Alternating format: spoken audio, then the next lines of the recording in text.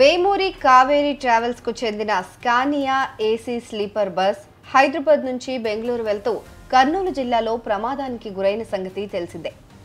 ఈ ప్రమాదంలో 19 మంది ప్రయాణికులు సజీవ దహనమయ్యారు. మృతుల్లో 2 చిన్నపిల్లలు ఉండటం అందరినీ కలిచివేస్తోంది. ఈ ఘోర దుర్ఘటన తర్వాత బస్ ఫిట్నెస్ పైన ప్రశ్నలు తలెత్తాయి. అసలు నిబంధనలను పాటిస్తూ ఈ బస్సు నడుపుతున్నారా అని చాలా మంది సోషల్ మీడియాలో ప్రశ్నించారు. ఈ క్రమంలోనే ఏపీ రవాణా శాఖ అధికారులు స్పందిస్తూ ప్రమాదానికి గురైన బస్కి అన్ని పత్రాలు కరెక్ట్ గానే ఉన్నాయని చెప్పుకొచ్చారు. ఫిట్నెస్, ఇన్సూరెన్స్ అన్నీ ఉన్నాయన్నారు. కానీ కాస్త లోతుగా విచారణ చేస్తే మాత్రం అసలు బాగోతం బయటపడింది.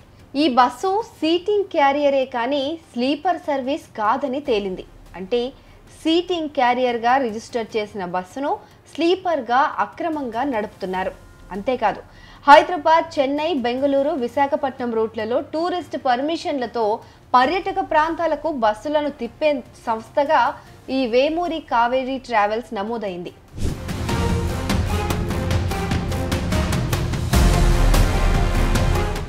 ఇక ప్రమాదానికి గురైన బస్సు విషయానికి వస్తే తెలంగాణకు చెందిన హెబ్రాన్ ఇన్ఫ్రాస్ట్రక్చర్ ప్రైవేట్ లిమిటెడ్ సంస్థ ఈ బస్సును 2018లో కొనుగోలు చేసి 2023 వరకు యూజ్ చేసింది.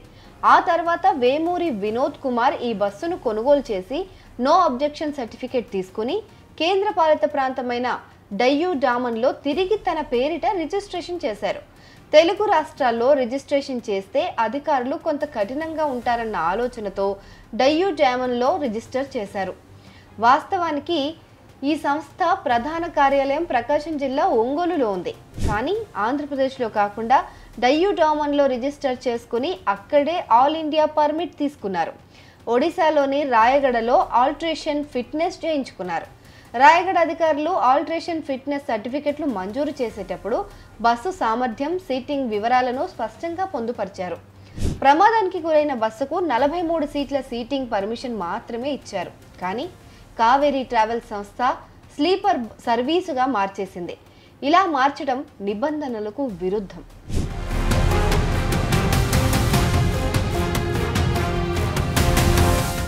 ఈ డయ్యూ డామన్లో సీటింగ్ సామర్థ్యం ఉన్న బస్సు రవాణా పన్ను ఒక్క సీటుకు 450 రూపాయలు మాత్రమే.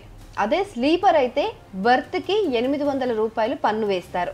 అయితే అదే తెలుగు రాష్ట్రాల్లో అయితే ఈ ఛార్జీలు చాలా ఎక్కువగా ఉంటాయి. తెలుగు రాష్ట్రాల్లో ఒక్క సీటుకు 4500 రూపాయల పన్ను చెల్లించాల్సి ఉంటుంది. అదే స్లీపర్ బస్కి అయితే బెర్త్కి 12,000 చొప్పున ప్రభుత్వానికి ట్యాక్స్ చెల్లించాలి. ఇలా ట్యాక్స్లను ఎగవేసేందుకే వేమూరి కావేరి ట్రావెల్స్ సంస్థ అక్రమ రిజిస్ట్రేషన్, ఆల్ట్రేషన్ చేయించింది. ఈ సంస్థ మాత్రమే కాదు, తెలుగు రాష్ట్రాల్లోని చాలా ట్రావెల్ కంపెనీలు చేసే పని ఇదే. తెలుగు రాష్ట్రాల్లో రిజిస్ట్రేషన్ ఛార్జీలు అధికంగా ఉంటాయని కేంద్రపాలిత ప్రాంతాలైన పుదుచ్చేరి కానీ, డామన్ డయ్యూ కానీ, చండీగఢ్ లాంటి ప్రాంతాలకు వెళ్ళి ఈశాన్య రాష్ట్రాలైన మేఘాలయ, నాగాలాండ్లో రిజిస్ట్రేషన్లు చేయిస్తున్నారు. అందుకే మనకు రోడ్లపైన కనిపించే చాలా ప్రైవేట్ ట్రావెల్స్ బస్సులు PY, NL, ML, DD వంటి ఇతర రాష్ట్రాల నెంబర్ ప్లేట్లు కనిపిస్తూ ఉంటాయి. ఆయా రాష్ట్రాల్లో టూరిస్ట్ బస్సులుగా వీటిని రిజిస్టర్ చేసి నేషనల్ టూరిస్ట్ పర్మిట్ తీసుకుని రోజువారీ ట్రావెల్ బస్సులుగా తిప్పేస్తున్నారు. చట్టాలు, నిబంధనల్లోని లొసుగులను వాడుకోవడం మన వాళ్ళకన్నా ఇంకెవరికి బాగా తెలుసు చెప్పండి.